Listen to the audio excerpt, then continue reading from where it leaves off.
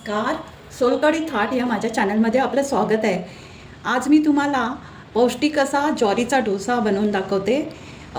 चटणीसोबत, भाजीसोबत कसाही खाऊ शकता, टिफिनमधनं घेऊन जाऊ शकता. तर मी आज त्याला लागणारं साहित्य सांगते. इथे मी 1.25 कप ज्वारीचं पीठ घेतलं आहे, 1 आणि पाव. इथे पाव वाटी मी दही घेतलं आहे. इथे अर्धा वाटी रवा घेतला आहे. कोणताही रवा घ्या, जाडा बारीक कोणताही चालेल. आणि इथे चवीपुरतं मीठ घेतलं आहे. तर मी आता हे सर्व एका मिक्सरच्या भांड्यामध्ये घालून ग्राइंड करून घेते. मीठ आणि थोडं पाणी.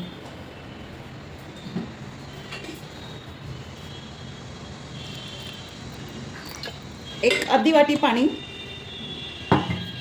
हे सर्व मी एकत्र आता हे असं मी आता मिक्सरमधनं काढून घेतलं. अशी फ्लोरिंग कन्सिस्टन्सी हवी. हां, हे अशी कन्सिस्टन्सी हवी. तवा आता चांगला तापला आहे. आता त्याच्यावर डोश्याचं बॅटर टाकून घेऊया.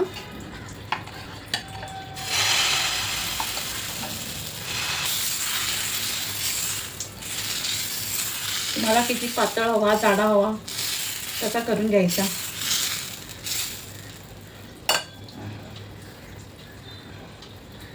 या डोशामध्ये तुम्हाला हव्या त्या भाज्या, कांदा, मिरची, कोथिंबीर, कुठची भाजी, सिमला मिरची, कोबी, कोणती भाजी अशी वरून पण टाकू शकता आणि मिश्रणात पण मिक्स करू शकता. रोज रोज चपाती भाजी खाऊन कंटाळा आला असेल तर असं तुम्ही मिश्र पिठांचे पण डोसे करू शकता. ज्वारी, बाजरी, नाचणी एकत्र करून त्यामध्ये थोडा रवा आणि दही टाकून असे डोसे बनवू शकता, किंवा विदाऊट दहीचे पण बनवू शकता.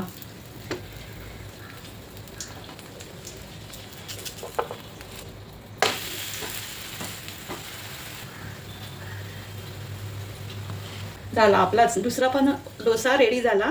गॅस बंद करते आणि तुम्हाला आता सर्विंग प्लेटमध्ये चटणीसोबत सर्व करते.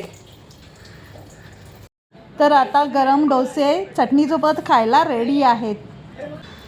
तर माझ्या अशाच रेसिपी तुम्हाला आवडत असतील, तुम्ही कशा प्रकारे डोसे बनवता, कोणत्या पिठाचे बनवता, कोणत्या कोणत्या प्रकारचे बनवता, हे मला कमेंट बॉक्समध्ये सांगा. आणि मला लाईक करा, शेअर करा, सबस्क्राईब करा. नवीन असाल तर सबस्क्राईब करा. धन्यवाद.